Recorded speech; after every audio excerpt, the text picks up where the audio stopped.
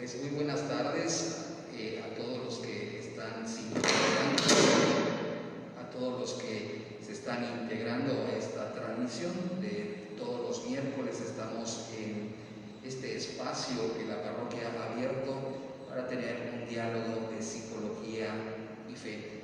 Un espacio que la parroquia ha abierto precisamente para estar en contacto con ustedes, que a través de las redes sociales, que desde la comodidad de su casa siguen con interés esta serie de charlas, esta serie de reflexiones, y pues nos acompaña como siempre nuestro psicólogo de cabecera, nuestro psicólogo de la parroquia, al cual le damos la bienvenida. Buenas tardes, Antonio Alonso. Buenas tardes, Carlos. Buenas tardes a todos ahí en casita. Bien, pues hoy es un día muy especial. Hoy, 13 de mayo, no podemos dejar de mirar y contemplar y dirigir nuestro corazón y nuestra mirada a María Santísima. Pidamos a ella en este día muy especial por todas las necesidades. Pidamos de manera muy especial que en este momento de reflexión pueda ella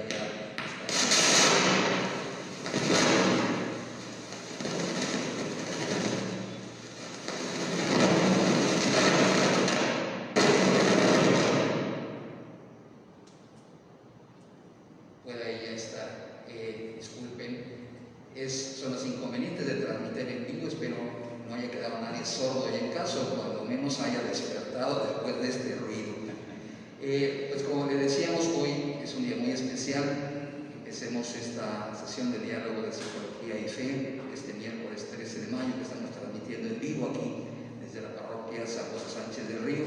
Mandamos un saludo a todos que nos están ya sintonizando. Soy el diácono permanente Carlos Rivas y por una situación de el padre Patricio ha tenido un compromiso, estamos aquí. No quisimos dejar de tener este espacio que pues, ya está en el gusto de las personas, y vamos a hacer una breve oración hoy que es, vemos a María en su advocación de Fátima, Nuestra Señora de Fátima. Pidamos a ella precisamente su intercesión. Comentémonos a ella para este momento, pidámosle a ella que sea justamente quien a través de ella llegue a su Hijo Jesucristo nuestra oración al Padre. En el nombre del Padre, del Hijo y del Espíritu Santo. Amén. Amén. Saludamos a María diciendo: Dios te salve María, llena eres de gracia, el Señor es contigo. Bendita eres entre todas las mujeres y bendito es el fruto de tu vientre, Jesús. Santa María, Madre de Dios, ruega por nosotros los pecadores, ahora y en la hora de nuestra muerte. Amén. En el nombre del Padre, y del Hijo, y del Espíritu Santo. Amén. Entremos en materia, pues. Antonio, bienvenido, muchas gracias.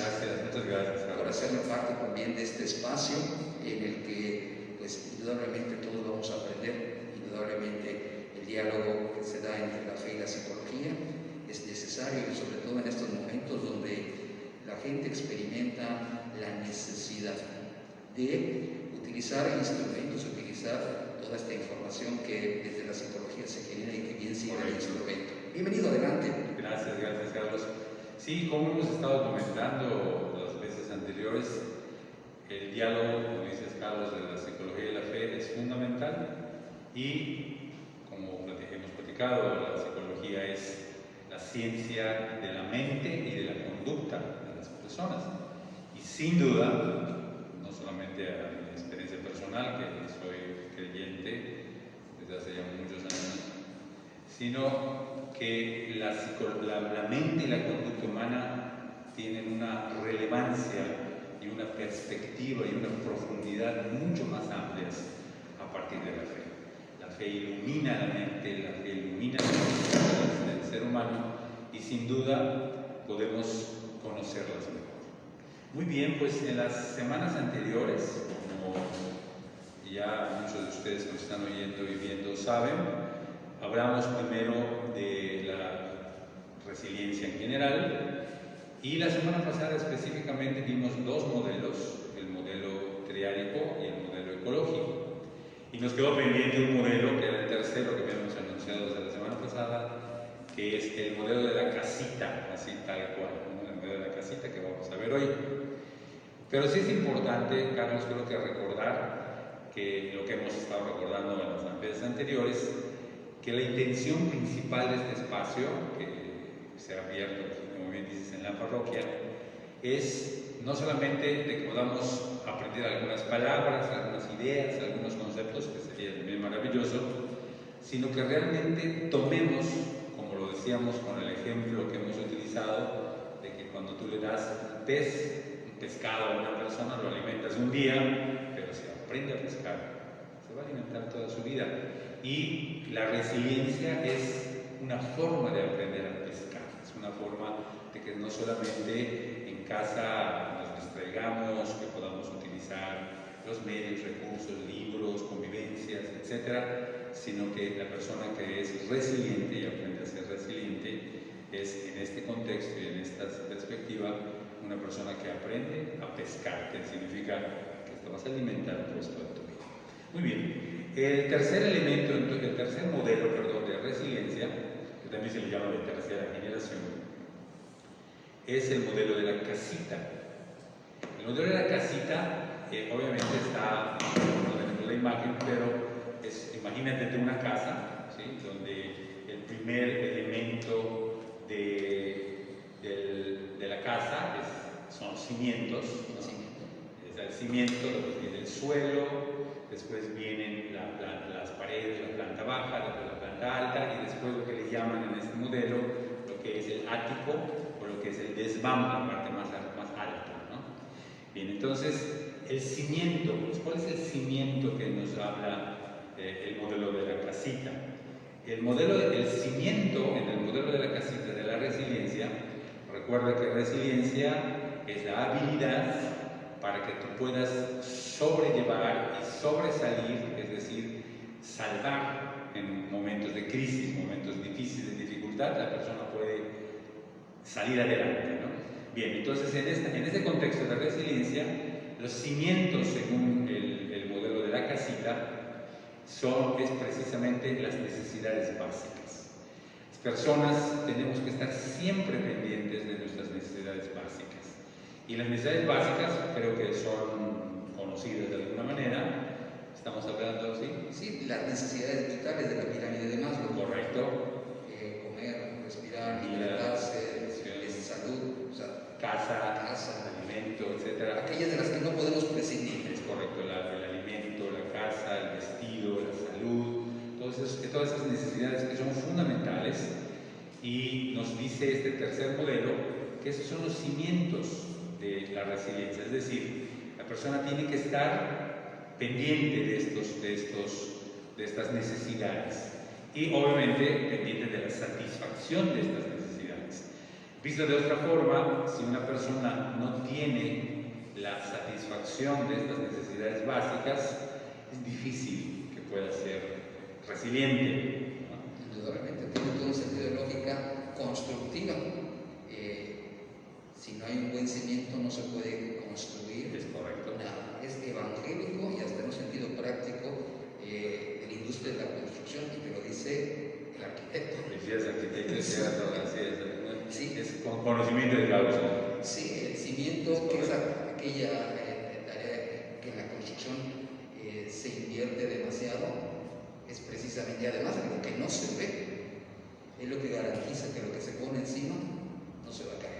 Es correcto. Si no contamos con un buen cimiento, y en este símil de la casita, de este modelo de la resiliencia de la casita, me queda perfectamente bien claro, es que no hemos llegado a las manos. Es cierto. Por ejemplo, ahorita en este tiempo de cuarentena, Carlos, acuérdense, por ejemplo, que al iniciar el tiempo, estamos iniciando, se empezaron a decir cosas como, por ejemplo, de que iba a faltar alimento, de que iba a haber desabasto de agua, de comida, y un montón de situaciones. ¿Y qué es lo que ocurre cuando hay un desabasto real? La gente empieza, primero que nada, a hacer compras de pánico. Compras de pánico, o sea, ya no está actuando, por decirlo, sino está pensando, sintiendo y reaccionando personas con calma, con serenidad, sino la gente se desespera. ¿Por qué se desespera? Porque una necesidad básica, como es el agua, como es la comida, el alimento, pues tiene uno el temor de que va a faltar. Entonces, que uno no importa que tú no tengas, puede ser mi vecino, puede ser mi familiar incluso, pero si yo voy al súper y solamente hay un garrafón, me peleo y me soy capaz de lo que sea porque necesito agua, ¿no? O necesito comida. Entonces, este es el sentido de en este tercer modelo de hablar de resiliencia, que es necesario tener las necesidades básicas satisfechas, ¿no? Entonces, es precisamente por los conocimientos. O sea, si una persona no tiene las necesidades básicas satisfechas, es muy difícil que pueda pensar en ser resiliente, que pueda pensar en que está una dificultad, identificarla bien y ver de qué manera poder salir adelante. Lo que va a estar buscando es agua, comida, satisfacer sus necesidades básicas, ¿no? Entonces, este es el punto como para poder ejemplificar un poco la importancia que tiene la necesidad de satisfacer lo básico, ¿no? Perfecto. Bien, entonces este sería el cimiento según este tercer modelo de la casita. Después de los cimientos viene el suelo, es decir, donde ya se asienta, donde ya todo lo que se ve, por decirlo así, el cimiento no lo vemos, nosotros vemos las paredes, vemos el piso, el suelo, pero no sabemos a veces, como lo vemos, que abajo, para que se sostenga todo esto, tiene que haber cimientos, ¿no? Así es. Bien, entonces el suelo, que es donde ya, por decirlo así, pisamos firme, es algo muy interesante. Dice el tercer modelo que el suelo, pues, donde la persona se para empezar un proceso, por decirlo así, de aprendizaje y de práctica de resiliencia, es lo que el modelo llama aceptación de la persona, ¿sí? Y aclara el tercer modelo, no de la conducta de la persona, de la persona. Es algo verdaderamente importante, porque cuando nosotros estamos en un plano de relación, por ejemplo, vamos a suponer de hermanos, de amigos o de pareja, que es uno de los modelos más simbólicos en las relaciones humanas, si nosotros nos fijamos más en la conducta que en la persona, difícilmente vamos a poder tener una verdadera aceptación de la persona. La conducta tiene connotaciones sumamente volátiles, por decirlo de alguna manera, en el sentido de que no responden verdaderamente al fondo de la persona. ¿Por qué? Porque el fondo de la persona es la dignidad humana, ¿no? Y la dignidad humana no viene ni se relaciona directamente con la conducta de las personas. Ahora, por ejemplo, que en esa misma situación, que hay muchos presos que dicen que se están quejando, que porque las situaciones, las medidas que se están tomando por los distanciamientos y cosas sociales para la prevención, pues, de lo que es el COVID-19, yo he escuchado, y creo que todos hemos escuchado alguna vez, que dicen, pues es que no tienen derecho, o sea, que están allá, que sufran, que se mueran, un montón de cosas que decimos. No estamos ni a favor ni en contra de ninguno en particular, pero sí es muy real que no importa que la persona esté en la cárcel, su dignidad y sus derechos humanos no los pierde.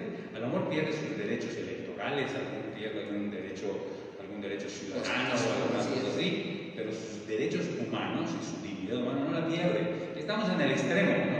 Pero cuando nosotros platicamos el aspecto, por ejemplo, de nuestra relación de pareja o relación con nuestros hijos, ¿sí? ¿Qué es lo que más nos impacta? La conducta. Claro. Y desde la fe esto también tiene su analogía bien concreta. Cuando Cristo lo que condena es el pecado. Es correcto. No al pecador. Es correcto. El pecador es la conducta. El pecador es la persona. Y Cristo nos vino a salvar de esas conductas que afectan a la persona. Totalmente. Yo creo que la analogía es completa. De hecho, en la Biblia específicamente, desde los profetas aparece: Dios no quiere la muerte del pecador, sino que se convierte viva. Y eso lo repite y aparece en el Nuevo Testamento también. San Agustín, que es una gran lumbrera y una de las mentes más claras que han habido en toda la humanidad, dice directa y específicamente: Dios rechaza el pecado, pero ama al pecador. O sea, es algo verdaderamente fundamental. Y es exactamente este principio del suelo que pone este tercer modelo. Saber dónde estamos parados. Exactamente, ahí. Ese es un punto, hay que pararse. Si no estamos parados ahí, no vamos a poder seguir más adelante. O sea, tenemos que aceptar a la persona incluso en contra o a pesar, como podamos decir, de su conducta.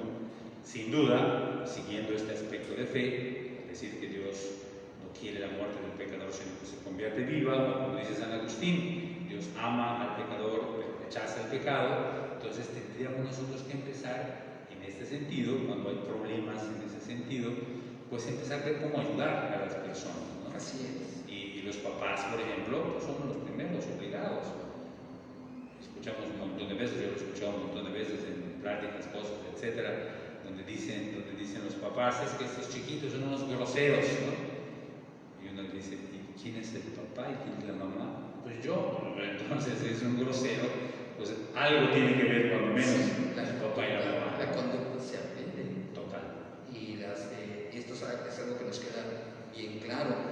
Los jóvenes, los adolescentes, los niños en la escuela son una vitrina que nos muestran lo que está pasando en casa. Es correcto. Muy bien, nos queda bien claro. Es correcto.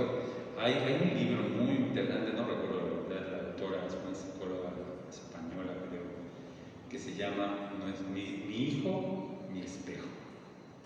Muy, muy, muy bueno. Sí. Y es la frase, el título del libro es sumamente sugerente, está diciendo exactamente, mi hijo, mi espejo, ¿no? O sea, lo que el hijo es lo que ves, como tú dices, una vitrina, ves en la escuela, en un salón de clases, viendo ver estos comportamientos, muy posiblemente son comportamientos aprendidos en casa. Sí, eso me queda bien claro. Es correcto. Muy bien. Entonces, el cimiento. El cimiento es algo que, como lo hemos dicho otras veces, estas cosas que están diciendo, que estamos hablando ahorita, Carlos, y todos los que nos oyen en casa, no es algo inventado por mí, ni por Carlos, ni por Patricio, son estudios e investigaciones que han tenido como efecto y como resultado esos principios que estamos hablando, ¿no? Este tercer modelo es un ejemplo de toda una larga trayectoria de investigación, de estudio, de observación clínica.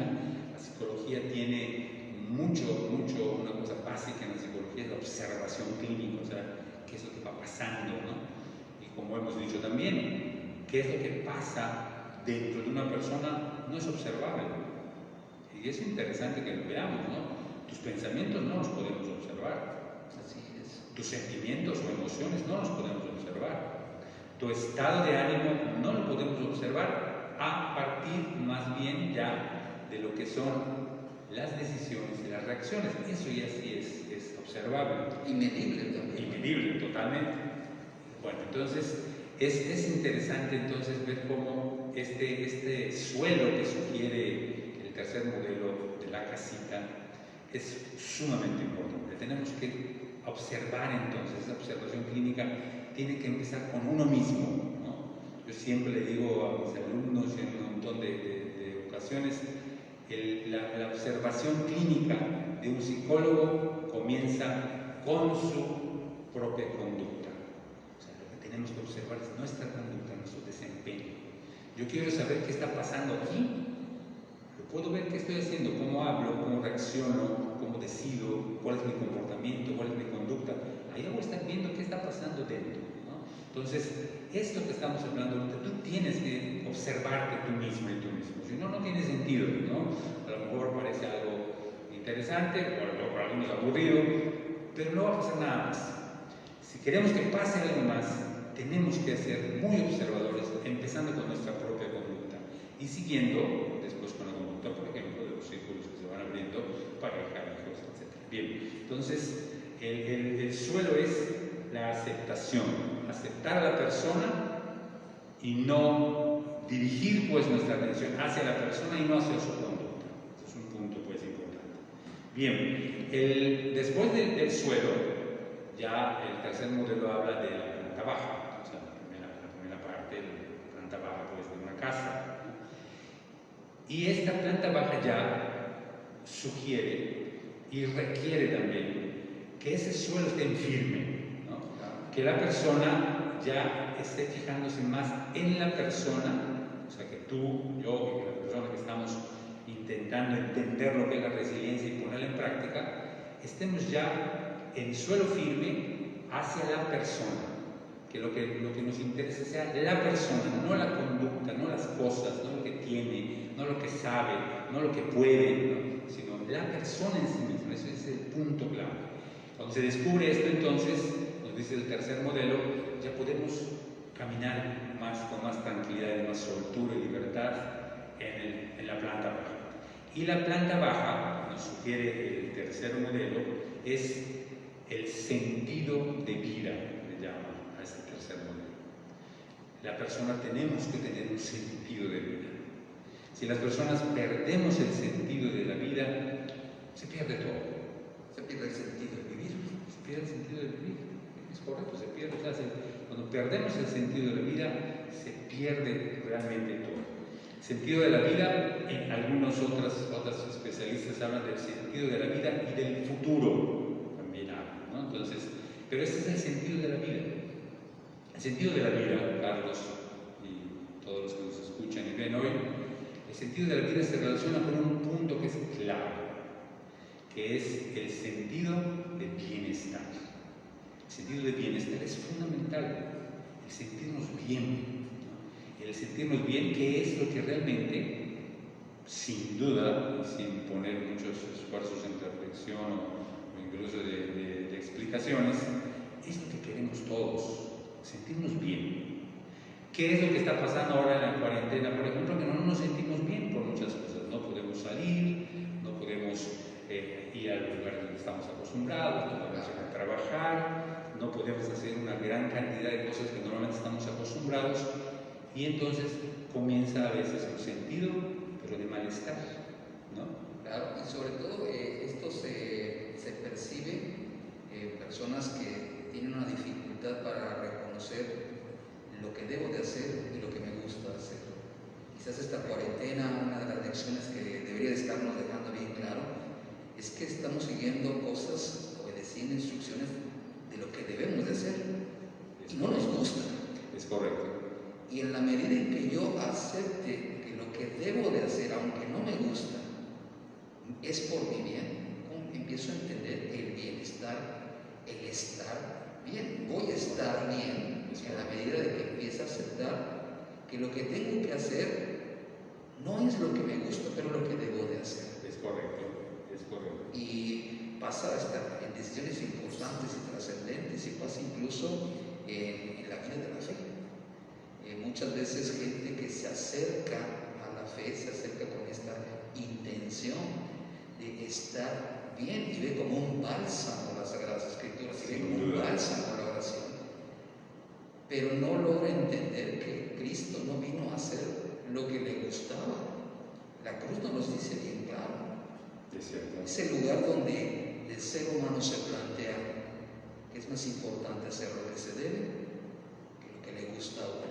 Y esta lucha muchas veces no termina de entenderse o no termina de asumirse. Y yo creo que este tema brindará la posibilidad a quienes nos están viendo de ir entendiendo y ir haciendo mancuerna en este diálogo de fe y psicología. Es correcto, Carlos.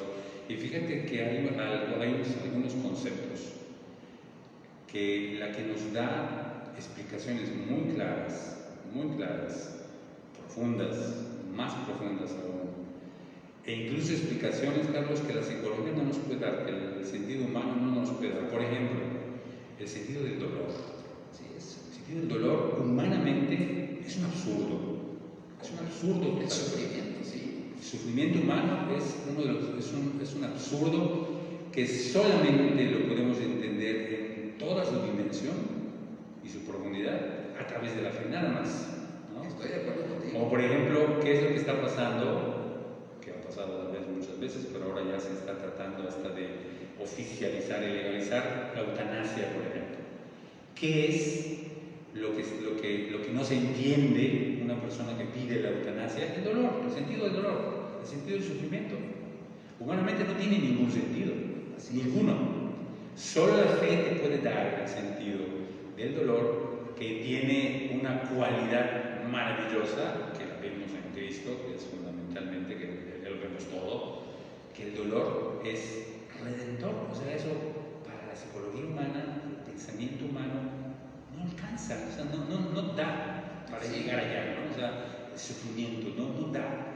El sentido del sufrimiento, la fe es la única, y no tengo ninguna duda al respecto, que nos puede dar una explicación y un sentido verdaderamente profundo. Entonces, podríamos entender cuando una persona que está sufriendo, una persona ya puede ser de edad o puede ser por alguna enfermedad, está contenta. ¿Por qué? Porque sabe que su sufrimiento es redentor y que sabe que su sufrimiento tiene un sentido, no es un sinsentido. Así es. No es un sinsentido. Y el otro concepto que me parece que la única que nos da explicaciones fehacientes es la fe, es la muerte. La muerte es un absurdo para la razón. Sí, completamente. Se vuelve en un rechazo y el aferrarse tanto a la vida no es cuestión de amo la vida, es que le tengo miedo pavoroso a la muerte. Y ese aferrarse a la vida ya no es un sentido positivo, porque ni la calidad de vida ni la forma de vivir al aferrarme yo a la vida van en el sentido de lo que yo espero, por lo que nos dice. Y fíjate, Carlos, fíjense que el miedo a la muerte es natural, es totalmente natural. Sí. Jesús tuvo miedo a la muerte. Sí, el huerto de Getsemaní. Ahí está, sí. Quizás es el momento donde lo más humano de Dios sale. Surge. Sí, el sudar sangre, el llanto, la angustia. Esto nos comprueba la naturaleza verdadera y completamente humana. Naturaleza humana, es correcto. De Dios. O sea, a mí me queda muy claro y muy interesante esta posibilidad y este ejercicio de, con las dos alas de la fe y la razón, la psicología y la fe, poder enfrentar esto que nos ha tocado vivir y de lo cual seguramente vamos a sacar una enseñanza. Pero continuemos. Es correcto, así es. Entonces, lo que es ya la planta baja para poder moverse, que es el sentido de vida, está relacionado, como decía hace un momento, con el sentido de bienestar. Y el sentido de bienestar está relacionado con otro sentido, que es la salud mental. La salud mental es el sentido de vida, sentido de bienestar y salud mental. ¿Cuándo hay salud mental? ¿Cuándo hay sentido de bienestar? ¿Cuándo hay sentido de vida? Cuando hay salud mental. La salud mental envuelve entonces el sentido de la vida y el sentido de bienestar.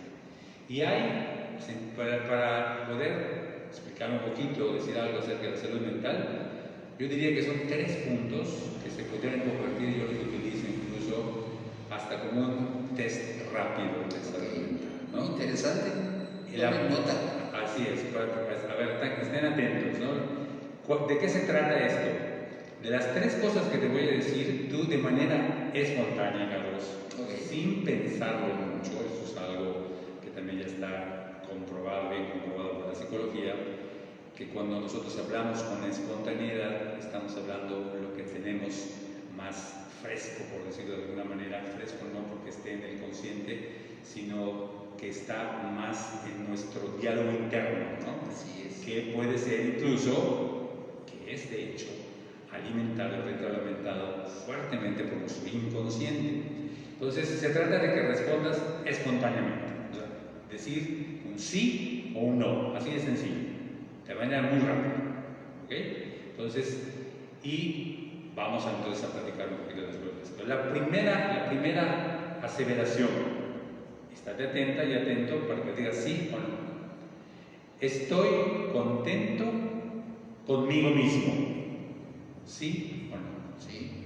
Segundo, estoy contento con mi estilo de vida, con lo que hago todos los días. Estoy contento con mi estilo de vida y con lo que hago todos los días.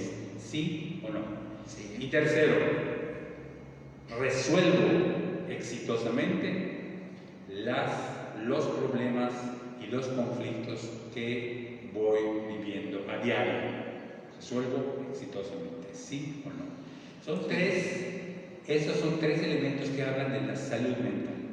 El primer elemento, si tú coincidiste sí, cuando aseveré, ¿no? Estoy contento conmigo mismo, conmigo misma, significa que realmente tienes un buen estado de salud mental. ¿Sí? Si dijiste sí, está hablando de un buen estado de salud mental en ese sentido. Si dudaste, hay que revisar entonces, porque a lo mejor hay algo que no te gusta de ti mismo o de ti mismo. No sé, hay algo, puede haber algo.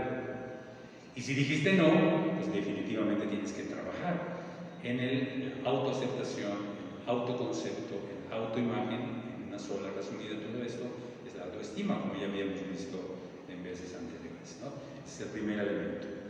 La segunda aseveración: estoy contento con mi estilo de vida, con lo que hago todos los días. Si dijiste sí, maravilloso, tienes buena salud mental. ¿Por qué? Porque es sumamente importante que te guste lo que estás haciendo, que te guste tu estilo de vida. Y en el estilo de vida, por ejemplo, estamos hablando, pues soy casado, pues que no estoy muy contento porque soy casado. Caramba, Antonio, revísate allá. O soy psicólogo, o soy médico, o soy carpintero, o soy maestra, lo que fuera, pero como que no estoy muy contento o muy contenta. Caramba, revísate, porque no es posible que lo que estás haciendo todos los días no te guste. Sí, ¿No? es una carga terrible. Terrible, verdaderamente terrible. Y como dirían algunos, no, ya no hay que hacer el infierno, porque ya lo estás viviendo, ¿no? Con estar haciendo todos los días algo que no te gusta, o estar todos los días con alguien que no quieres o que no te gusta.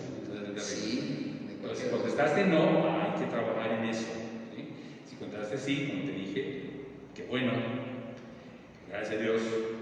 Y si dudaste un poco a la aseveración, decir sí o decir no, cuando se te plantea si estás contenta o contento con tu estilo de vida, con todo lo que estás haciendo, con lo que eres, con lo que haces, etc. Si dudaste, pues hay que trabajar ahí un poco, ¿no? Y la tercera aseveración de salud mental es: resuelvo exitosamente los conflictos cotidianos. Si dijiste sí, maravilloso, entonces ya juntaste los 3 sís de la salud mental, felicidades. Si dijiste no, entonces hay que trabajar en eso, hay que trabajar y realmente trabajarlo de manera muy inmediata, si no urgente, lo más pronto posible. Ponte allá un signo de interrogación y color anaranjado o lo que fuera, porque hay que trabajarlo. Y si dudaste, pues hay que ver por qué dudaste. ¿Por qué dudaste en la aseveración de decir sí o decir no? Entonces te quedaste así entre dos aguas, de si eres capaz de resolver exitosamente los conflictos cotidianos. Conflictos cotidianos, como decimos a veces cuando está la gente, no levante la mano que no tiene conflictos cotidianos. Yo creo que nadie levanta la mano, ¿no? Todos tenemos conflictos cotidianos, todos, ¿no? Todos. Hoy al mediodía estoy hablando con unas personas por teléfono y me estaban planteando unas situaciones difíciles que estaban pasando, y una de las cosas que decía, pues no tienes la exclusiva, o sea, eso es algo que le pasa a todos. Ahora hay que ver específicamente, hay que poner con mucho cuidado qué es lo que está ocurriendo, pero conflictos cotidianos tenemos todos, ¿no? Definitivamente. Y aquí en esto de los conflictos es donde entendemos un poco lo del suelo, de la resiliencia. Fijarte en la persona más que en la conducta, ¿no? Posiblemente, si yo no soy capaz de poder resolver exitosamente mis conflictos cotidianos con quien fuere, si no soy capaz de poder hacerlo, posiblemente me estoy fijando más en las conductas que en las personas. ¿Sí? Me estoy considerando más las conductas que las personas, o me lo he visto de otra forma, estoy considerando más los errores que comete la gente con la que vivo y convivo, o los personales, que a la persona, o que mi propia persona, ¿no? Por eso dice este tercer modelo, hay que fijarse en la persona, no en la conducta. Cuando nos fijamos en la conducta, es, si no imposible, para no usar una palabra así, es muy difícil y muy poco probable que yo pueda resolver un conflicto cuando me estoy centrando en la conducta o en el problema simplemente, y no en la persona. ¿Sí me explico? Entonces es verdaderamente interesante. Bien, entonces el sentido de vida habla de sentido de bienestar y habla de salud mental. ¿Sí? Entonces la persona cuando goza de salud mental es muy posible que pueda ir creciendo en resiliencia, y es muy posible también, aquí ya podemos, ya a esta altura de la planta baja, ya podríamos ir diciendo que con salud mental es mucho más probable que cuando hay adversidades podamos nosotros pues salir adelante, ¿no? Ser personas resilientes que salimos y luchamos y vencemos la adversidad. Si del cielo te caen limones, aprende a hacer limonada. Exactamente, es correcto. Sí, y hay muchas oportunidades que esta situación que nos tiene en casa, esta situación de distanciamiento social, hay que encontrarle el sentido positivo, la enseñanza de esto.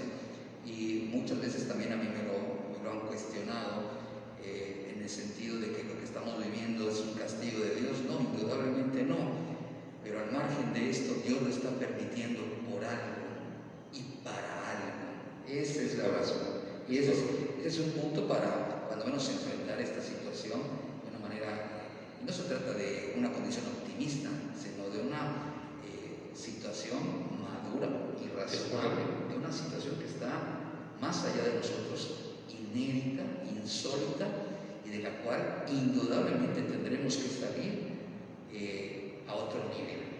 Es correcto, es correcto. Y fíjate una cosa, Carlos, que el cerebro humano es increíble, ¿no? Santiago Ramón y Cajal, un psicólogo, neurólogo español de principios del siglo XX, decía: no existe ningún órgano de tu cuerpo más obediente que tu cerebro. O sea, cuando nosotros nos acostumbramos a ser los que mandamos, por decirlo así, a nuestro cerebro, las cosas pueden funcionar mucho mejor, ¿no? Muchísimo mejor. Nuestro sentido de vida, nuestro sentido de bienestar, nuestra salud mental va a caminar mucho mejor cuando realmente somos nosotros los que llevamos las riendas, ¿no?, de nuestro cerebro. Incluso hay una frase que incluso se ha popularizado de alguna manera, pero es de Santiago Ramón y Cajal, que decía: nunca te digas que eres un idiota, porque tu cerebro se lo va a creer, ¿sí? ¿No? Entonces, es verdaderamente interesante. Ahora, ¿a qué se refiere? ¿Con qué me refiero a esto? Cuando nosotros somos capaces de poder realmente manejar las cosas como debe ser, nuestro sentido de vida, nuestro sentido de bienestar, nuestra salud mental va a funcionar mucho, mucho mejor. Entonces, esto es algo que verdaderamente es sumamente importante para poder desarrollarnos como personas humanas, ¿no? Entonces, es algo muy, muy interesante. Muy bien, la planta baja entonces es el sentido de vida. La planta alta, dice el tercer modelo, son 3 elementos, 3 conceptos, 3 herramientas, 3 habilidades psicológicas importantes. La primera de la planta alta, ¿sí?, es la autoestima. Estamos hablando entonces que tener autoestima, siguiendo el modelo de la casita, pues no está en el piso, ¿no?, sino que ya está un poquito más alto. O sea, tenemos que subir un poquito más. Implica un trabajo personal. Exactamente, ¿no? Y está un poquito más arriba. Y la autoestima, ya estuvimos hablando alguna vez de esto, pero la autoestima está compuesta o está integrada con el autoconcepto, con la autoimagen. Y cuando hay un buen autoconcepto, que podemos repetir un poquito lo que hemos dicho, el autoconcepto es lo que piensas de ti misma o de ti mismo. Y eso es algo interesante que te puedes preguntar, ¿no?, si no te lo has preguntado alguna vez. Pero constantemente hay que preguntárnoslo, ¿no? ¿Qué pienso de mí mismo? ¿Cómo me veo yo? ¿Qué pienso de mí? Yo, Antonio, ¿qué pienso de Antonio? Pienso que soy bueno, pienso que soy capaz, pienso que soy una persona útil, pienso que soy una persona que me puedo desenvolver y desarrollar adecuadamente con mi esposa, con mis hijos, en mis medios, en mis trabajos, etc. O me pienso incapaz, me pienso tonto, me pienso limitado, ¿no? O sea, es el autoconcepto. ¿Qué piensas de ti mismo? Hay que preguntárselo constantemente. Porque al fin de cuentas, tanto una como la otra la voy a terminar creyendo. Y voy a terminar viviendo lo que yo creo de mí mismo. Así es que así es en realidad, ¿no? Uno vive lo que realmente piensa de uno mismo, en este caso. Entonces, el primer elemento que integra la autoestima es el autoconcepto, que pienso de mí mismo. El segundo elemento que integra la autoestima es la autoimagen, cómo me veo yo, y literalmente, ¿no? Es cómo me veo en el espejo, por ejemplo, ¿no? Si me veo en el espejo y digo, qué feo estás tú, pues así me voy a comportar y voy a ser una persona muy limitada, voy a ser una persona muy callada, voy a ser una persona que me va a dar mucho trabajo saludar a otros o intervenir en algún lugar o interactuar en otros lugares porque me siento mal conmigo mismo, ¿no? Y esto que comentas, ahorita lo estamos viendo, muchos de ustedes saben que hace 10 años me desempeño en la labor docente y estas 3 últimas semanas hemos ya estado arduas con las clases virtuales, y una cosa que hemos detectado es precisamente este concepto de la autoimagen. El chico que le da trabajo verse en una cámara. Es correcto. Porque estos programas permiten reflejarte, te estás viendo hablar, te estás viendo actuar, y hay quienes ponen su cámara y solo se ve su frente, solo se ve un perfil, y se les dice a los muchachos, pónganse frente a la cámara, muchachos, sitúense de tal manera que nos podamos ver. Y como nunca, en ninguna oportunidad, hay personas que se están viendo, escuchando, como jamás lo habían podido. Es correcto, es cierto. Y yo he tenido 2 jóvenes que dicen, maestro, es que no me gusta oírme o cómo me oigo, mi voz es chillona. Sí. Ay, hijo. Maestro, es que no me gusta verme a la cámara. Y le digo, y todas las mañanas quiero pensar que como no te ves al espejo, llegas así de despeinada. Ay, maestro, no diga eso. Es que esto nos está dando esta oportunidad. Yo los veo a diario batallando. Muchachos, pónganse en la cámara, peínense, y enseguida ves el que tiene un buen concepto de sí mismo, que de manera natural está sentado, está ante la cámara, está vacilando, está interactuando y se está viendo, se está observando. Es correcto.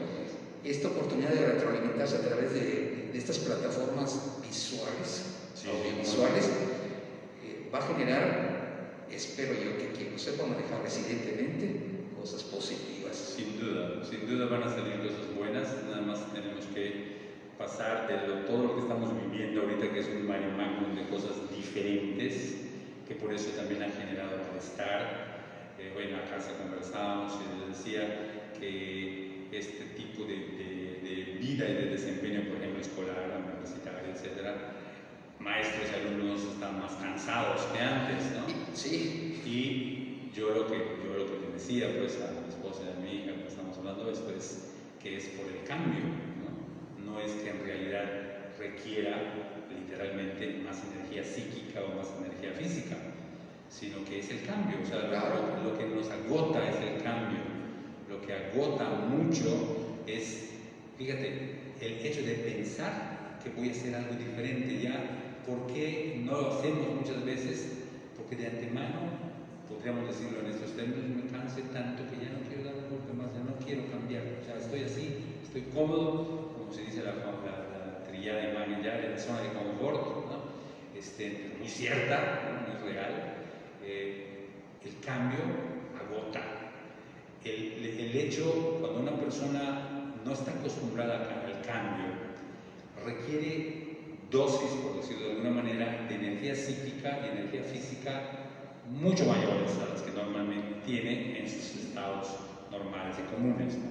Entonces eso está generando esto. Entonces están pasando tantas cosas diferentes ahorita. Y al mismo tiempo. Y en un momento tan pequeño, que estamos hablando de 37, 38 días que llevamos ahora, ya han pasado tantas cosas y tantos cambios que va a requerir, como todo proceso humano, un proceso de síntesis. O sea, tenemos que sintetizar y a partir y después de la síntesis vamos entonces a poder asentar cosas diferentes, cosas nuevas, cosas buenas que están saliendo sin duda a partir de esto, ¿no? Sí, y que a manera de examen de conciencia de todos los días y de todas las noches hacer una evaluación, esta síntesis a mí me ha servido mucho. Sí. porque he tenido días que cuando llega la noche dices, bendito sea Dios que se ha acabado esta jornada. O sea, bendito sea Dios. Gracias a Dios ha terminado esta jornada. Ya mañana será una nueva oportunidad. No un día más, sino una nueva oportunidad, un reto. Y esto alivia la tensión. No solamente que duermes mejor, no solamente enfrentas el día siguiente con una rutina semejante, pararte frente a la cámara, abrir tu computadora y estar 6 horas viendo, escuchando. Es correcto. Sí, es correcto. Los cambios se han acumulado y quizá quienes los están manejando de manera más difícil son las personas de la tercera edad. Los adultos que seguramente nos están siguiendo, los adultos que están en casa y dicen, yo ya más que puedo aprender, yo ya más que... Es correcto. No se dejen. Es correcto. Y fíjate una cosa, ahorita que dices de los mayores, es un sector que me encanta. He trabajado hace más de 20 años con adultos mayores, pero fíjate que viendo las cosas así como comparativas, a veces hay más dificultad, sobre todo específicamente en lo que tú nombraste ahorita. Ya lo sé, ¿no? Que voy a aprender. Suele oírse esa frase más común en jóvenes que en adultos mayores. ¿Sí? Hay muchos adultos mayores que sin duda tienen esa situación de decir, no, pues, de dificultad al cambio, por ejemplo. De hecho, uno de los parámetros o de los signos de madurez en el adulto mayor es la flexibilidad en el cambio, ¿no? Que es precisamente lo que es difícil. Cuando somos adultos mayores ya nos da trabajo poder hacer algo diferente a lo que estamos acostumbrados. Pero bien, el punto es de que hay muchos jóvenes que dicen, no, ya lo sé, ¿no? Incluso cuando tratas de explicar una cosa, estás diciendo, no, sí, ya lo entendí, ya lo sé. Sí, y el acceso al conocimiento a la distancia de tu dedo y de una mano. Así es. Lo tienes, lo he comprobado en todas estas semanas, estás diciendo algo y de repente levanta la mano. Lo acabo de encontrar, maestro, es cierto, sí salió el video, aquí está, ¿quiere que lo comparta? Pues adelante. Esas son habilidades y capacidades que a lo mejor la materia que se imparte no busca descubrirlas o potenciarlas, pero el joven las está poniendo en práctica. Es correcto. Y esto le da a la rutina de una clase un nuevo dinamismo, que quizá los adultos mayores, que quizá los que están en casa, el único cambio que ven es que nadie sale de la casa. Exacto. Están día y noche ahí. Y la verdad, no se van a ir a trabajar. Sí, ciertamente mi esposa me decía, creo que para ustedes, viéndolo bien, debe de ser difícil esto, porque yo, como ama de casa, todos los días sigo haciendo lo de todos los días. Correcto. La diferencia, y ahora que lo pienso, me dicen, tú que estás acostumbrado a salir desde la mañana, tantas cosas, y volver en la noche, estar aquí a mediodía y regresar, te bañas, te vas, el hecho de que no te muevas de casa, dije, pero ya también me adapté. Sí, así es. Hay que adaptarse. Sí, hay que adaptarse. Indudablemente. Entonces, segunda planta. Se integra la autoestima entonces con el autoconcepto y con la autoimagen. Hay una buena autoestima. Y uno de los frutos más maravillosos de la autoestima es el autoconocimiento. Una persona que tiene una autoestima saludable es una persona que se conoce a sí misma y que se acepta a sí misma. Entonces es algo verdaderamente interesante, ¿no? Sí, hablando de la autoestima, los jóvenes a veces me preguntan, entonces, hablando de la autoestima, ¿es bueno tener alta autoestima, contrario a tener una baja autoestima? Y me hicieron una pregunta, yo se la regresé porque me dijo, ¿y esto desde la fe? ¿Cómo lo podemos manejar? Y yo les dije, que me digan, con lo que saben de Cristo, ¿qué tipo de autoestima tendría Cristo? Alta, baja menos, sana. Es correcto. Saludable autoestima. La sana autoestima es muy distinto a tener una alta autoestima contrario indudablemente a la baja autoestima. Claro. Cristo tenía una sana y saludable autoestima. Yo creo que también el adjetivo más adecuado para la autoestima es saludable. Una autoestima es saludable. Es como la salud corporal, o sea, tú puedes decir, yo tengo mucha salud o tengo menos salud, aunque de alguna manera también podría utilizarse, ¿no? Pero a mí me parece es autoestima saludable, ¿no? Es algo que se tiene o que no se tiene, ¿sí? Completamente. Algo más parecido, bueno, de la embarazada, no estoy, como en el caso de, está medio embarazada, ¿no? O estás o no O está estás. en proceso, pero ya hay una autoestima, y la autoestima saludable va creciendo y va incrementándose cada vez más. Bien. Muy bien, entonces, este es el primer elemento de la planta alta, la autoestima. El segundo elemento de la planta alta en este tercer modelo son las aptitudes. Las aptitudes, se han dicho muchas cosas, pero en psicología una aptitud es algo que uno tiene, ¿sí? Es algo que tú eres apto, ¿no? Para hacer una cosa o para hacer otra, estás facultado, en este caso por la misma naturaleza, o sea, hay cosas que tenemos, hay aptitudes, hay cosas que sabemos hacer y que podemos hacer o que se nos hace fácil, por decirlo así, por naturaleza. En psicología se llama por temperamento, lo que es lo que hemos heredado, ¿no? Heredamos a lo mejor una habilidad para hablar, o heredamos, hay que desarrollar también, ¿no? Pero somos aptos, somos capaces de hacer. Es lo que viene contigo. Mande. Es lo que viene. De alguna manera sí, son las aptitudes. Entonces hay que conocer esas aptitudes y ponerlas en práctica, sin duda. Y el tercer elemento son las habilidades o las competencias. Somos competentes, podemos irlas desarrollando. Soy capaz de esto. Exactamente, somos competentes para hacer esto, competentes para hacer aquello. Entonces, este sería la planta alta, son esos tres elementos que hay que ir desarrollando. Cuando vamos desarrollando estos tres elementos, la persona va acercándose cada vez más a una posibilidad y una probabilidad altas de ser resiliente. O sea, de que cuando haya alguna dificultad, tú lo ubiques bien y trabajas y te sobrepones, ¿no? a la dificultad pues, que se puede hacer. Como lo que estamos pasando ahorita, las dificultades que estamos haciendo, tú dices hace ratito, yo me acostumbré, o sea, es algo importante, o sea, están viniendo las cosas, tú te vas acostumbrando, te vas adaptando a las situaciones y eso te va haciendo más posible y más probable que puedas ser resiliente ante las situaciones que vayan presentando. Claro, y la disciplina, que también como una virtud, también como una actitud, la tienes que desarrollar. Total. Si no eres disciplinado, va a ser muy difícil que puedas ser resiliente, que puedas manejar una situación que te sale del control.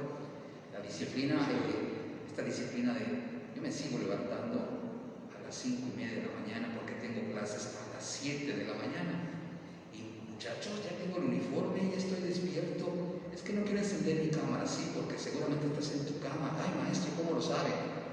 Porque si me preguntas dónde me gustaría estar, pues sí, donde tú estás. Donde tú estás, muchachos, y poco a poco, es una disciplina. Y quizá esto ha permitido que lo que es novedad para quienes tenemos que estar en casa, cuando por mucho tiempo pasamos fuera de ella, nos estemos acostumbrando a esta situación, manejando esta situación. Es correcto.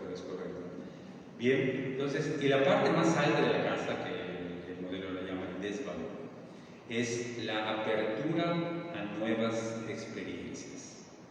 La persona tenemos todos que estar siempre abiertos a nuevas experiencias. No sin la dificultad de que uno pueda plantearse las cosas, de que quieras investigar, que quieras ver qué está pasando, etc. Pero estar abiertos a nuevas experiencias. Y la forma, pues, otra forma de expresar esta apertura a nuevas experiencias se llama flexibilidad. Tenemos que ser flexibles. No hay que ser rígidos, sino flexibles.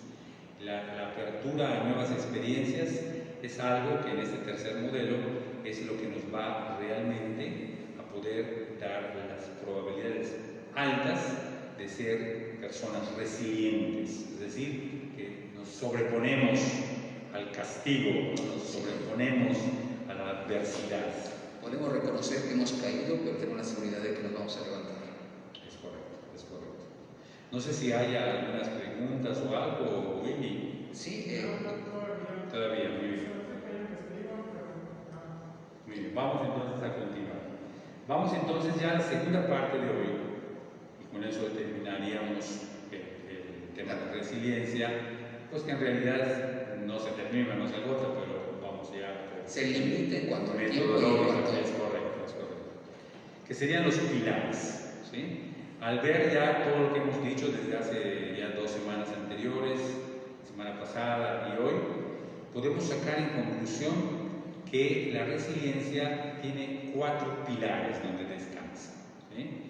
El primer pilar donde podemos asentar pues, la resiliencia se llama competencia social. ¿Okay? Es el primer pilar de la resiliencia. Y al hablar de competencia social estamos hablando de la capacidad o de la competencia de poder estar en contacto y en relación con las personas. Eso es fundamental. Desde tiempos inmemoriales en la filosofía griega ya se decía que el hombre es un animal social, ¿no?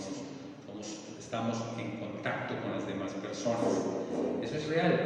Nadie puede sobrevivir, ¿sí?, sin estar en contacto con los demás. Han habido un montón de cosas muy interesantes en psicología de experimentos que se han hecho de personas, ahí se discuten situaciones éticas, que de niños, por ejemplo, que los aíslan en un momento dado y ven cómo su desarrollo cognitivo, emocional es mucho menor, ya no solamente relacional, porque pues están siendo aislados, sino hasta el desarrollo cognitivo y emocional se ven inhibidos, ¿no?, cuando estos niños no han estado en contacto con los demás, aún en la niñez, ¿no? Entonces es algo real y hay muchas situaciones que nos hablan de la importancia de estar en relación con los demás. Sí, ya desde el Génesis el mismo Dios lo dice: no es bueno que esté solo. No es bueno que y lo dice desde la perspectiva del Creador, hablando de la realidad de la Trinidad. No está hablando de un ser solamente personal y único. Cuando dice no es bueno que esté solo, es que está sintiendo que es necesario compartir lo que ya desde la Trinidad se vive en la unidad, en la comunión. Es correcto. Ahí está. Como que se está viendo a sí mismo Dios y dice: yo estoy aquí acompañado. No es bueno que el hombre esté solo, ¿es cierto? Sí, como que ese pensamiento, estando el Padre, el Hijo y el Espíritu Santo, los mira a ver y dice: no es bueno que esté solo. Es correcto. Hagamos. No voy a hacer, hagamos. Y aquí está esta cuestión de que ya desde los primeros capítulos del Génesis, esta afirmación, esta voz creadora de no es bueno que esté solo, nos queda bien claro. Nadie puede solo, ni está solo. Es correcto. Entonces es sumamente importante el estar en relación con los demás. ¿Por qué? Porque es algo de nuestra propia naturaleza. Ir en contra entonces de estar en relación con las demás personas es ir en contra de ti mismo. No estás yendo en contra de una persona, de otra, de una ley o de una corriente psicológica, filosófica, lo que fuera. Estás yendo en contra de tu propia naturaleza. La persona, tenemos que estar en relación con los demás.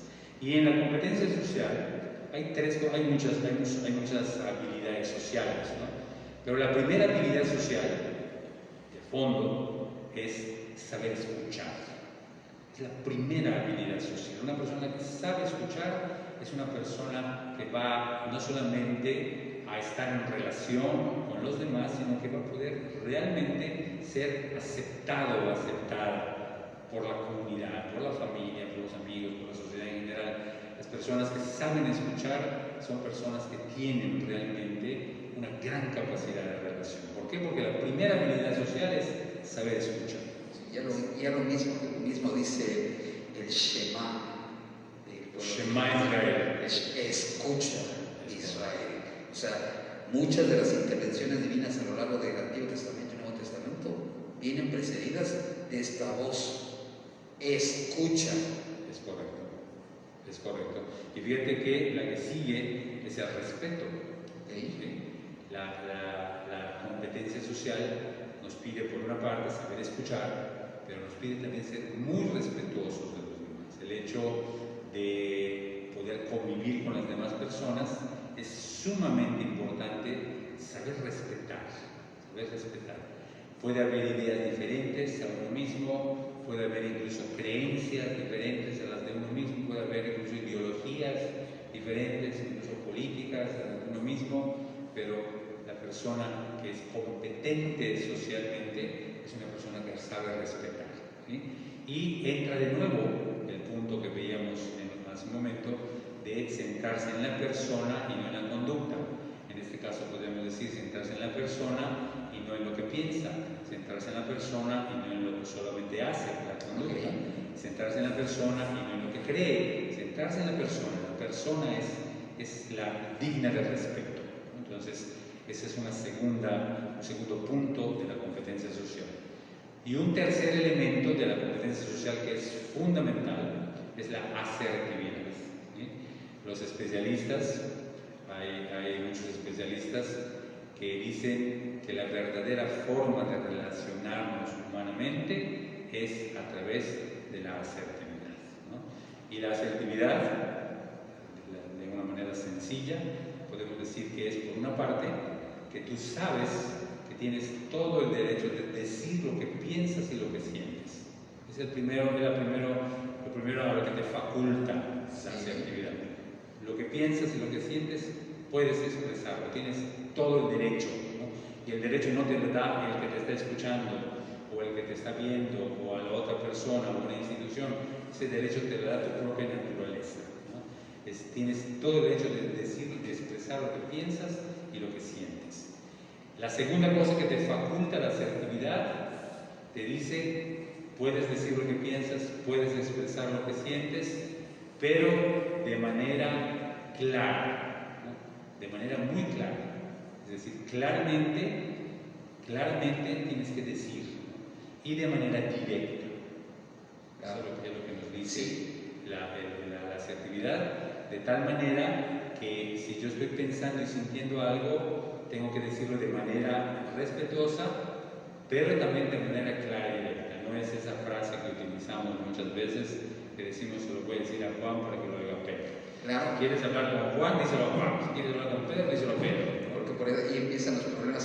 Cuando tocamos el tema de la asertividad, como bien escuchamos del psicólogo Antonio, es esta capacidad, esta habilidad de decir como derecho natural, connatural a nuestra realidad humana, de decir lo que pensamos y lo que sentimos, sin olvidar el deber de pensar lo que dices. Porque a veces en aras de la asertividad yo me encuentro con gente que lastima, que a primera y a quemarropa te suelta lo que está sintiendo y lo que está pensando, y le digo: estás ejerciendo un derecho tuyo y lo voy a respetar, nada más que también hay un deber.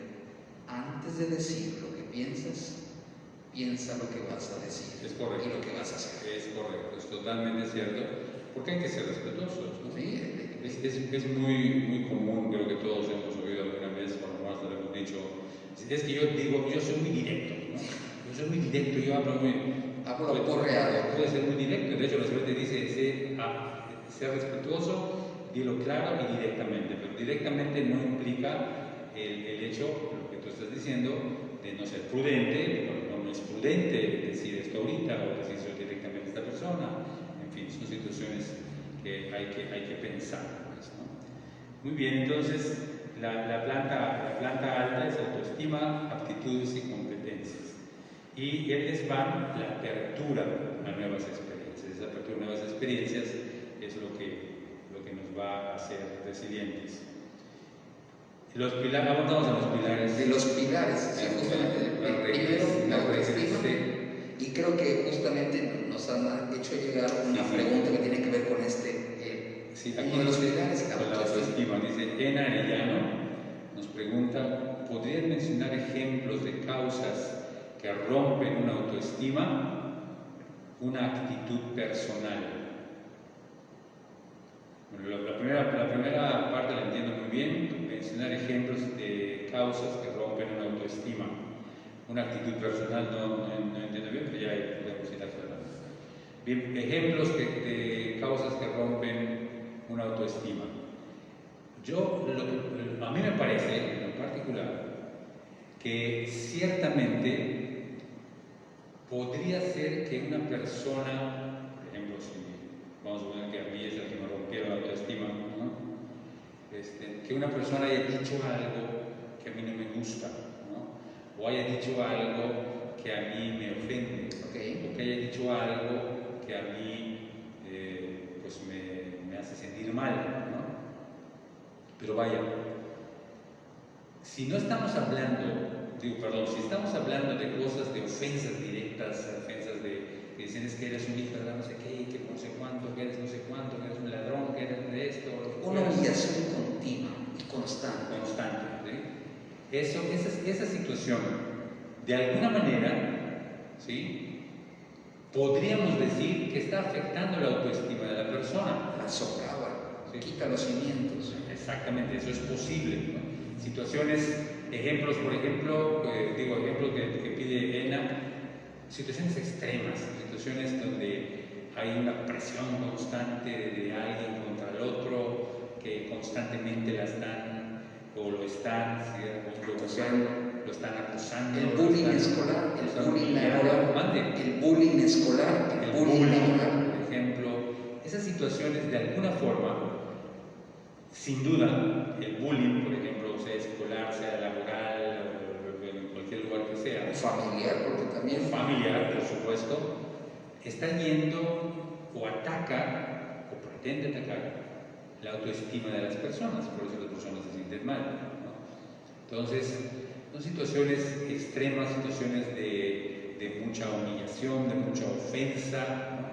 que realmente en un momento dado las personas podemos sentirnos mal.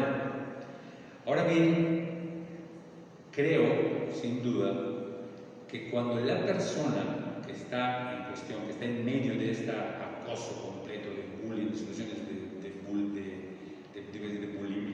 de bullying fuerte a alguien, puede llegar un momento que las personas tienen una autoestima saludable y que sin duda esto va a provocar enojo de parte de las personas, ¿no? Y que la persona asertivamente tendría todo el derecho de decirle, ¿sabes qué? Me estás ofendiendo, no me ofendas. O un hasta aquí. O poner un hasta aquí, ¿no? Empezando con, no me estés ofendiendo. Respétame. En el Evangelio, por ejemplo, en el momento de la pasión, ¿sí? Cuando Jesús está, creo que con el sumo sacerdote, ¿no? Sí. Que hace, no me acuerdo ahorita de Salomón, tú te puedes acordar mejor que yo, y que le da una bofetada. Sí. ¿Te acuerdas? Dime que te he ofendido. Así dice. Dime de todas las cosas buenas que he hecho y dicho, ¿por qué me abofeteas? Pegas, ¿no? O sea, esa fue una reacción asertiva de parte de Jesús. De una sana autoestima y saludable autoestima. Imagínate la situación que Jesús estaba viviendo, una situación extrema, ¿no? ¿Qué significa eso? Que cuando la persona tiene una buena autoestima, una sana autoestima, puede estar sujeta y en medio de situaciones sumamente extremas. ¿Qué es lo que realmente una buena autoestima sugiere? La asertividad, es decir, ¿por qué me ofendes? No te estoy gritando, no me estés ofendiendo, e incluso el sentimiento de enojo, ¿no? Es muy válido enojarse, pero con asertividad, ¿no? ¿Qué significa esto? Que cuando hay una autoestima saludable, es muy difícil que la persona se sienta vulnerada a su autoestima. Así es. Si yo siento vulnerada mi autoestima, es que no tengo buena autoestima, ¿sí? Si, por ejemplo, vamos a hacer una cosa muy sencilla, si hay alguien que constantemente me está diciendo eres un tonto, eres un tonto, eres un tonto, eres un tonto, y un momento digo, ay, sí, eres un tonto. ¿Qué significa eso? Que entonces no tiene una buena autoestima. Porque si yo tuviera una buena autoestima, digo, ¿sabes qué? No tienes razón, no sé por qué me estás diciendo tonto tantas veces al día o tantas veces a lo que fuera. Porque yo no soy tonto. ¿Sí me explico? Sí. O sea, la autoestima, cuando es saludable, es suficiente para soportar situaciones de suma presión, de sumo ataque incluso. Evidentemente la persona se va a enojar, en un momento te puede sentir un poquito mal, te puede sentir triste, te puede sentir mal de alguna manera por una situación tan extrema, pero la autoestima saludable es suficiente como para poder reaccionar de manera adecuada, ¿sí? Que es parte de la resiliencia, precisamente. Y que no permite este círculo de quien está humillando, de quien está sobajando, de quien está ocasionando el acoso, que no alimente este círculo. Yo más bien estos daños a la autoestima muchas veces los interpreto como los regalos. Si viene alguien en una bandeja de oro y te trae basura, si tú la aceptas, ese regalo pasa a ser tuyo. Es correcto. Pero si esa bandeja de basura le dices, llévate tu basura, aunque venga en una bandeja de oro, el regalo y lo que me trae sigue estando de ese lado. De ese lado. De la de su cancha, así es. Si tengo una autoestima sana, me va a permitir hacer esto. Si mi autoestima no es buena, voy a aceptar, aunque no me dé cuenta que viene en una bandeja de oro. Voy a aceptar lo que me llegue. Es correcto. Entonces, podríamos decir, para terminar el planteamiento de Arellano, ¿qué es lo que rompe una autoestima? Uno mismo. El único que puede romper mi autoestima soy yo mismo, nadie más. Nadie más. Yo soy el que va a romper la autoestima. Si tú me estás diciendo constantemente tonto y en un momento yo me pongo a llorar, yo soy un tonto, es porque yo estoy rompiendo la autoestima, no tú me estás rompiendo la autoestima. Yo me la estoy rompiendo. No existe otra causa de ruptura de autoestima más que la que hace el mismo sujeto o el mismo individuo, nadie más. Es una puerta que se abre desde adentro. Eso se podría hacer, es una figura. El capote lo tienes tú. Es correcto. Desde afuera pueden estar intentando abrir, no hay cerradura, porque está dentro. Es correcto. Si tú abres desde dentro, va a entrar lo bueno, pero también lo malo. Es correcto. La autoestima se comienza a formar, sin duda, desde el seno materno. Los niños, los bebés que están en la pancita de mamá, ya escuchan lo que se está diciendo a su alrededor, ¿no? Y esto se ha comprobado, hay experimentos muy interesantes, de las voces de unos recién nacidos de 11 horas de nacidos, y le pusieron voces de idiomas extranjeros, ¿no? Que no son su lengua materna, y tenían los electrodos y todo, y no hubo un solo cambio. Le pusieron voces en su lengua materna y empezó a haber alguna reacción, ¿no? en el bebé. Le habló la mamá y ¡bum, bum, bum, bum, bum, bum! ¿Qué significaba eso? Que el bebé conocía la voz de mamá y reconocía, porque incluso pusieron voces, no de mamá, pusieron voces en lengua materna, pero gritando y peleándose, y también hubo una reacción muy fuerte, ¿no? ¿Qué significa eso? Que desde el seno materno empezamos a recibir información que la vamos procesando de alguna manera y que va sirviéndonos para empezar a formar nuestra propia autoestima, o lo que se dice de una manera muy común cuando se trata, los psicólogos por ejemplo tienen intervenciones infantiles, una de la anamnesis fundamental o de lo que se tiene que investigar, le preguntan a la mamá cómo te llevabas tú con tu esposo antes de que estés embarazada. La concepción. ¿Cómo fue el embarazo? ¿Cómo se llevaba? ¿Qué pasó? ¿Cómo fue tu embarazo? ¿Fue tranquilo? Etcétera. Todo eso, ¿por qué? Porque todo eso ya entra en ese niño. Indeseado. Así es, ese niño que tú vas a intervenir de alguna manera, empezó a formar su autoestima desde que estaba en el seno materno. Y aún antes, si fue deseado o no deseado, fue planeado o no planeado. Entonces, la autoestima empieza a formarse desde entonces, ¿no? Y empieza a formarse ya de manera muy particular, ya muy concreta, desde que nacen, pero de una manera muy específica, de 2, 3 a 6, 7 años. Es un tiempo fundamental para la autoestima. Entonces, cuando oímos es que le rompieron la autoestima, a lo mejor nunca ha tenido una autoestima saludable la persona. Así es. ¿no? Entonces, eso Coincido es algo, completamente contigo. es algo importante, así es. Muy bien. Segundo pilar. El segundo pilar, la resolución de problemas. ¿Sí?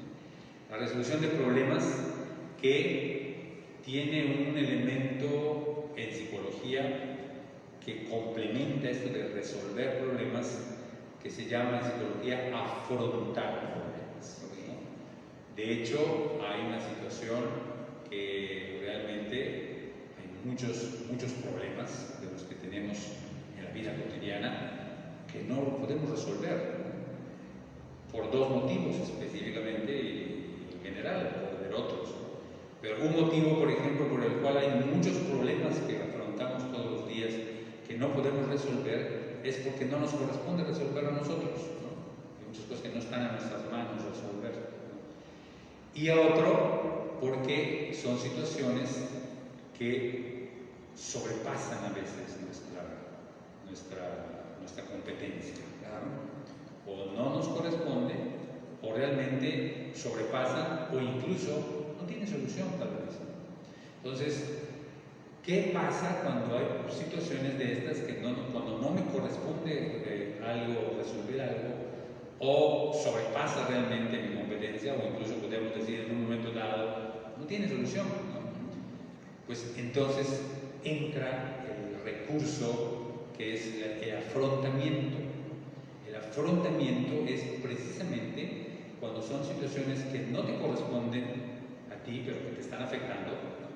O que son situaciones que definitivamente van más allá de ti y que incluso podrías pensar en un momento dado que no tienen solución. Entonces sería el afrontamiento. Y para el afrontamiento son estrategias. Hay estrategias, hay muchas, tú vas a encontrar, si te pones afrontamiento de problemas, vas a encontrar en internet 1.350.000 respuestas semejantes. Hay un montón de cosas de eso. Qué barbaridad, sí, así es. Y hay estrategias, ¿no? Hay unas que te hablan de 7, hay unas que hablan de 14, hay unas que hablan de 18, hay unos que van hablando de muchas estrategias de afrontamiento de problemas. Bien. Yo voy a mencionarte primero una estrategia. Primero, ubicar bien el problema, ubicarlo bien. Y ubicarlo bien tiene algo que ver, o mucho que ver, con darle un sentido a ese problema, ¿sí? Es algo verdaderamente importante. Es una primera estrategia, darle sentido, ¿sí? Y darle sentido significa más que preguntarte en un problema, en una situación adversa que tienes que afrontar, que no te corresponde a ti directamente, como está en tus manos, pero sí le puedes dar un sentido que para ti sea importante, ¿no? Y ese sentido, de manera práctica, podríamos preguntarnos, en lugar de ¿por qué me está pasando esto a mí? O ¿por qué me toca esto a mí? ¿No? Los porqués en la mente no va a haber una respuesta satisfactoria. Sí, no hay una ¿Por qué? ¿No? El buscar un sentido como estrategia de afrontamiento es mejor que te preguntes ¿para qué? ¿Para qué me puede servir esto? ¿Para qué me puede servir el hecho de estar con un grupo humano tan difícil como el que me toca trabajar? ¿Para qué me sirve a mí estar con esta situación, con aquella? El problema que tú puedas calificar como problema, ¿no? ¿Para qué? El para qué te va a dar un sentido particular para ti de esa situación de problema. Es una estrategia muy sencilla, muy eficaz, como para poder afrontar cosas que no te correspondan resolver a ti, o que sientas que desbordan tus recursos, ¿no? Así es. Este afrontamiento me recuerda, y si me permiten este momento, a un cuento que muchas veces yo suelo utilizar y se llama La Roca. Dice este cuento, esta analogía, esta metáfora, que un hombre en busca de profundizar su relación con Dios decide aislarse en una cabaña, abastecido de todo, y un buen día en un diálogo profundo con Dios que el Señor le pide: quiero que veas a través de la ventana esa roca que está frente a tu casa. Quiero que la empujes. Este hombre ya estaba dispuesto a hacer todo lo que Dios le dijera. Salió a la mañana temprano y empezó a empujar la roca. A empujar, a empujar, a empujar día y noche. Y como en la historia humana, un buen día alguien apareció y le dijo: oyes, ¿te has dado cuenta de lo que has conseguido empujando la roca? Se sobresaltó y por primera vez se preguntó por qué estaba empujando una roca. El sobresalto lo disgustó y esta persona, esta entidad le dijo: y no solamente no te has dado cuenta que no has conseguido moverla ni siquiera 1 milímetro, y esto estalló. Tomó conciencia que después de mucho tiempo de estar empujando, efectivamente no había logrado mover ni 1 milímetro la roca. Entró molesto con Dios, esperando que Dios interviniera.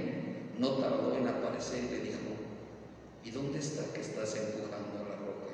¿Dónde está hacer lo que te pedí? Este hombre, convencido de que no tenía caso seguir empujando, le dice: es que descubrí que no he logrado mover 1 milímetro la roca. Frustrado, grita, explota y le dice a Dios: mira, te pedí que movieras la roca. Observa la fortaleza de tus piernas, ve el tamaño de tu espalda, ve el rigor y la fuerza de tus brazos. Te has transformado. Te pedí que empujaras, porque para mover estoy yo. A veces nos piden solamente empujar, porque para mover está Dios. El por qué viene desde la pedagogía divina, porque nos ama, por amor. El para qué nos permite a nosotros descubrir un proyecto que nos rebasa y nos permite afrontar cualquier situación. Correcto. Bien, entonces la primera estrategia es dar un significado a ese problema. La segunda estrategia sería manejar las consecuencias. Hay que ver qué consecuencias, este problema, qué consecuencias le está trayendo, ¿no?